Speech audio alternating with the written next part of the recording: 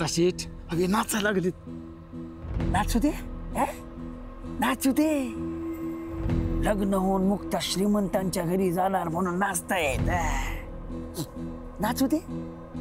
ज्या वेळेस कळेल ना लग्न होऊन मुक्ता श्रीमंताच्या घरी नाही नरकात जाणार आहे, त्यावेळी हीच आनंदी थोबाड पडलेली असतील. नाही, नुसतं पडलेली नसतील तर हे असं हातानं असं रप्पा रप्पा रप्पा तोंड जोडून घेत असत. भाव बोलणं मोठं उद्या साठ लोट. तोंड जोडायची मशीनच घ्यावी लागेल. या स्वागत आहे. बसा बसा. सगळे चेहरे अनोळखी आहेत, काही एकही ओळखीचं दिसत नाही. काय वानकडे वहिनी, वहिनी, ओ वहिनी. अहो हे काय म्हणजे मला काही समजत नाही. काय झालं भाऊजी? काय म्हणजे हे सगळे चेहरे मला अनोळखीच दिसत आहेत. येणारी माणसं एक सुद्धा चेहरा ओळखीचा नाही. मी त्यांना ओळखत नाही, ते मला ओळखत नाही. सगळ्यांना माझं नाव सांगावं लागतंय मला. आपल्या नात्यातलं सुद्धा कोणी दिसतच नाही याच्यात. नाही, आपल्या नात्यातलं कोणी नाहीच आहे. ह्यांच्या व्यवसायाशी निगडीत असणारी माणसं आहेत ती सगळी. ठीक आहे पण मला सगळे नवीनच आहेत सगळे.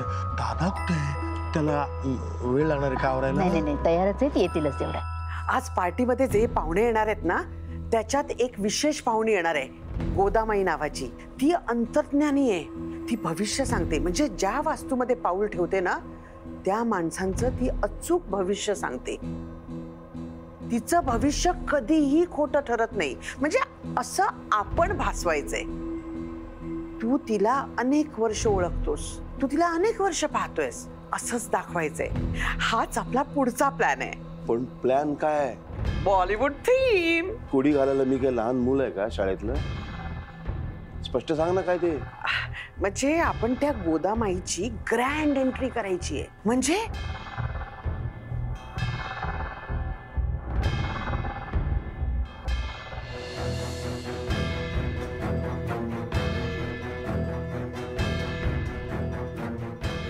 आपल्याकडेच आहेत का? मलाही तसंच वाटतंय. पण वहिनी अहो आहेत कुठे ह्या? मला ठाऊक नाही भाऊजी. रावसाहेब नगरकरांचं घर हेच का? गोदामाई, गोदामाई की जय हो. गोदामाई की जय हो. कल्याण वस्तू. बरं वाटलं. आपले पाय माझ्या घराला लागले, धन्य झालो. माफ करा पण आपण म्हणजे दादा यांच्याबद्दल काही सांगशील का? या गोदामाई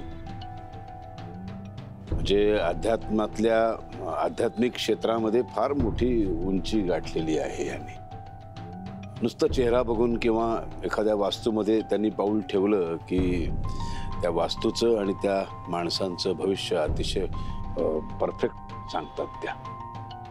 रावसाहेब, तुम्ही बरेचदा मला घरी येण्याचा आग्रह केला, पण जोपर्यंत भगवंत आज्ञा होत नाही मी त्या वास्तूमध्ये पाय ठेवत नाही. बघा ना, आता तुम्ही मला काल निमंत्रण दिलं, पण मला कॅनडाला एका कॉन्फरन्सला जायचं होतं. दुसऱ्या मिनिटाला ती कॉन्फरन्स पुढे ढकलल्याचा मला कॉल आला. म्हणजे काय? भगवंत इच्छा. म्हणजे आता आपण आलाय त्याचा अर्थ भगवंताने आज्ञा दिली. वा वा वा वा.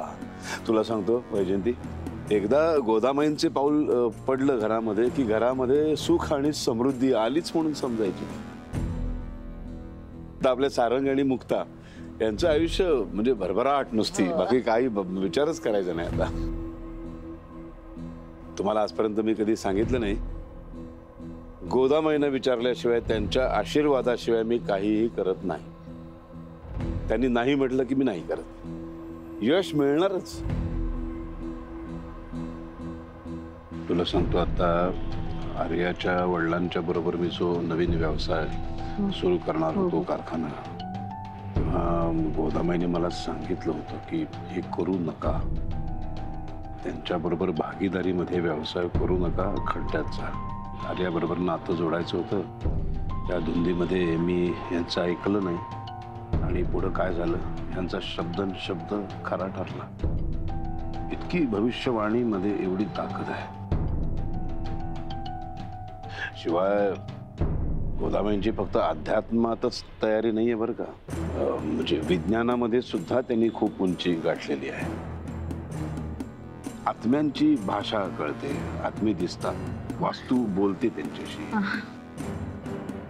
जे अदृश्य आहे ते त्यांना दिसतं. म्हणजे आता माझे वडील, माझे आजोबा वगैरे हे साक्षात बघू शकतात त्या. म्हणजे ही प्रचिती मी कित्येक वेळेला घेतलेली आहे. नमस्कार गोदाबाई, मी वैजयंती यांची पत्नी. शुभ भाऊ.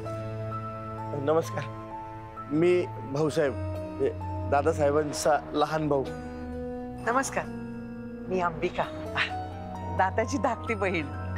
डोळे डोळे भूतकाळ सांगतात आणि कपाळ भविष्य. तुम्ही आज सोबत आहात सगळे छान, पण यापूर्वी तुमच्यात भरपूर वाद होते नाही का? पण आता सगळं व्यवस्थित झालंय. आपण बरोबर ओळखलं. या सगळ्याला मीच कारणीभूत आहे. वेळी शहाणपण स्वीकारलं ते महत्वाचं. यापुढे तुमचा आत्यंतिक सुखाचा काळ सुरू होतोय. फक्त मी सांगेन ते करायचं. काही गोष्टी पाळायच्या, काही टाळायच्या. बरं गोदाबाई, आता इथे उभं राहण्यापेक्षा आपण आतमध्ये हो. या.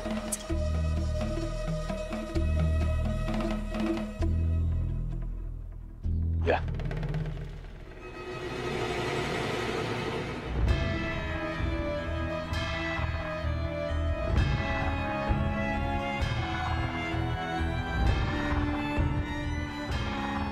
काय झालं?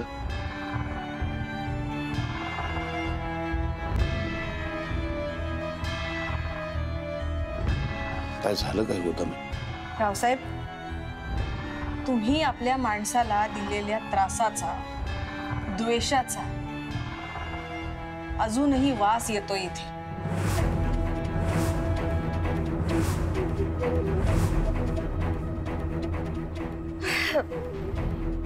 खोट्या शब्दा, आरोळ्या, किंचाळ्या सगळं ऐकायला येतंय. आपण स्वतःची शुद्धी केली रावसाहेब, पण या वास्तूची शुद्धी करायला विसरलो. वास्तू ही तथास्तू म्हणत असते हे आपण विसरलो.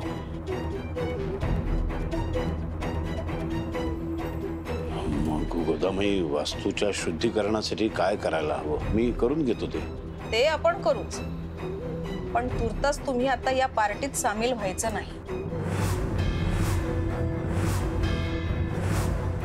या आनंद सोहळ्यात तुम्हाला सामील होण्याचा अधिकार नाही. ही वास्तूच काय, तुमच्या पूर्वजांचे आत्मे सुद्धा तुम्हाला या आनंदात सहभागी होऊ नका हे सांगतायत. पण माई, दुसरा एखादा मार्ग नाहीये का? हो आहे ना. पार्टी कॅन्सल करा.